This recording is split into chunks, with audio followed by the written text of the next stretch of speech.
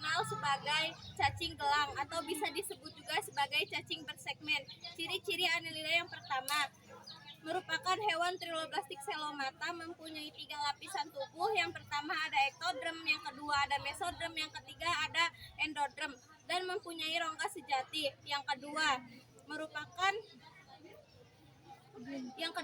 mempunyai tubuh simetri bilateral, tubuhnya berruas-ruas dan dilapisi lapisan kutila, ditutupi duri-duri halus yang disebut neta. Ciri-ciri yang ketiga, sistem pencernaannya sempurna, ada mulut, faring, esofagus, tembolok, ampela, usus halus, dan anus. Ciri-ciri yang keempat, sistem ekskresi berupa nefrida. Ciri-ciri yang kelima, sistem respirasi berupa kulit dan insang. Yang keenam, berkembang biak secara seksual dan aseksual. Yang ketujuh, hidup di berbagai tempat. Yang pertama hidup di air laut, yang kedua hidup di air tawar, yang ketiga hidup di darat, hidup bebas, bahkan ada yang menjadi parasit. Di sini saya akan membacakan materi yang kedua, yaitu Polychaeta. Polychaeta adalah kelompok cacing Annelida yang hidup di laut dan memiliki banyak rambut atau disebut juga dengan chaeta. Tubuh Polychaeta dibagi menjadi beberapa bagian, termasuk bagian kepala, yaitu prostomium, yang bisa memiliki mata, antena, dan struktur sensorik lainnya. Mereka memiliki sepasang parapodia di setiap segmen tubuh. Parapodia ini berfungsi sebagai alat dayung atau alat penggerak, dan juga berfungsi sebagai alat pernapasan karena mengandung pembuluh darah halus. Di setiap parapodium dilengkapi dengan rambut-rambut kaku atau disebut juga dengan titin. Polychaeta dapat dibedakan antara jantan dan betina. Reproduksinya di laut dengan cara melepaskan gamet keluar.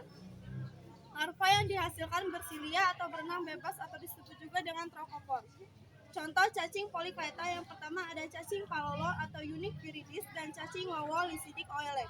Mereka berdua terkenal karena bisa dimakan. Materi yang ketiga adalah Oligochaeta.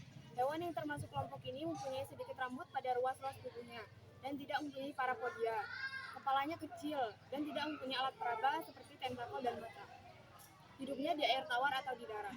Contoh cacing yang termasuk ke dalam kelompok Oligochaeta adalah cacing tanah, cacing air, dan cacing hutan.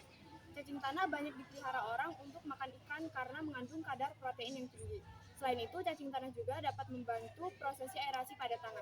Cacing tanah juga dapat membantu menghancurkan sampah menjadi humus sehingga tanah menjadi subur. Cacing tubifek yang hidup di limbah air organik sekarang sudah banyak dimanfaatkan dengan cara dikeringkan. Tubifek yang dikeringkan merupakan bahan makanan untuk ikan hias. Saya akan membacakan materi terakhir, yaitu C. hirudinea.